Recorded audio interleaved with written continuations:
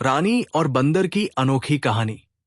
उत्तराखंड के हिमालयी क्षेत्र में बसा था एक छोटा सा गांव, चंद्रपुर। इस गांव के पास फैला था घना जंगल, जिसे लोग शिव वन कहते थे। इसी जंगल के किनारे एक छोटी सी झोपड़ी में रहती थी रानी, एक 25 वर्षीय विधवा। उसका पति रवि 1 साल पहले एक रहस्यमयी बीमारी से गुजर गया था। तब से रानी अकेली थी, न परिवार न कोई सहारा। उसकी सुंदरता गांव वालों के लिए चर्चा का विषय थी, पर उसकी उदासी उसकी आंखों में साफ झलकती थी। वो दिन भर जंगल से लकड़ियां बटोरती और सिलाई बुनाई कर अपना गुजारा चलाती।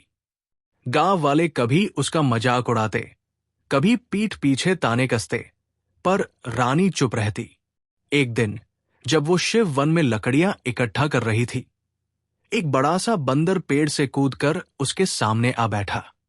रानी घबरा गई, पर बंदर ने कोई हमला नहीं किया। वो बस उसे देखता रहा। उसकी आंखों में एक अजीब सी समझदारी थी। रानी ने हिम्मत जुटाकर पूछा, तू कौन है? मुझसे क्या चाहता है? बंदर ने सिर झुकाया, मानो उसकी बात समझ गया हो। फिर उसने रानी की लकड़ियों को बांधने में मदद की। रानी हैरान थी। ये कोई साधारण बंदर नहीं था। उसने प्यार से उसका नाम रखा, हनु। हनु का साथ। हनु अब रोज रानी के पास आने लगा। कभी जंगल से फल लाता, कभी उसके काम में हाथ बटाता। रानी के जीवन में एक नई रोशनी जागी।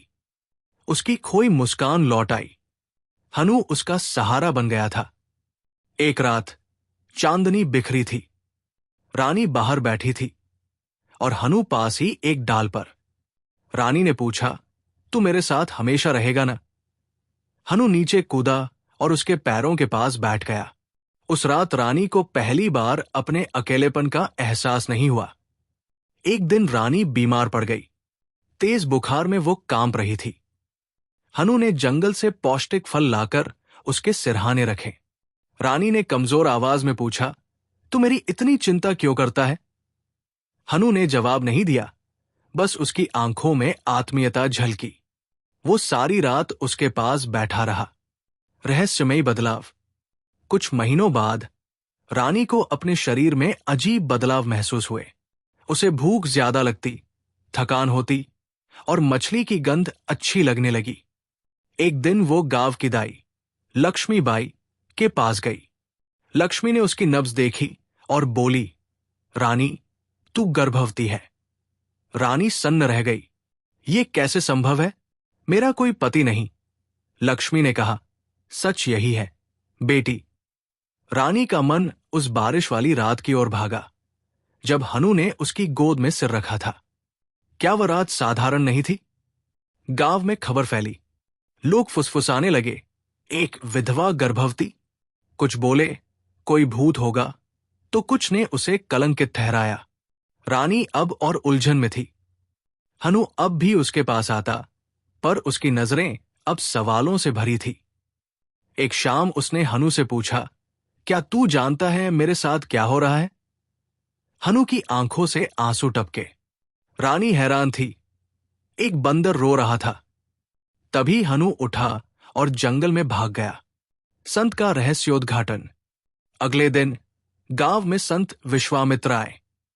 लोगों ने रानी की बात बताई। संत ने उसे बुलाया और कहा, तेरे गर्भ में जो है वो साधारण शिशु नहीं। क्या कोई पशु तेरे जीवन में आया था? रानी ने हनु की बात बताई। संत बोले, वो कोई बंदर नहीं, एक श्रापित दिव्य आत्मा थी। तेरे निस्वार्थ प्रेम ने उसका श्राप तोड़ा। ये संतान विशेष शक्ति लेकर आएगी, पर अंधेरे की ताकतें इसे नष्ट करने की कोशिश करेंगी। रानी का मन डर और संकल्प से भर गया। संत ने कहा, वो बंदर अब अपने असली रूप में लौट गया है, पर संकट में वह आएगा। संकट और रक्षा। एक दिन जंगल में एक काला नाग रानी पर हमला करने आया। तभी हनु प्रकट हुआ, अब दिव्य तेज से चमकता हुआ। उसने नाग को भगा दिया और फिर गायब हो गया। रानी समझ गई, उसका गर्भ साधारण नहीं था। गर्भ का समय पूरा होने को था। एक रात आंधी के बीच एक राक्षस अंधकेतु झोपड़ी के पास आया। तेरी संतान को जम नहीं लेने दूंगा, उसने दहाड़ा। तभी हनु फिर आया, अब स्वर्णिम प्रकाश में।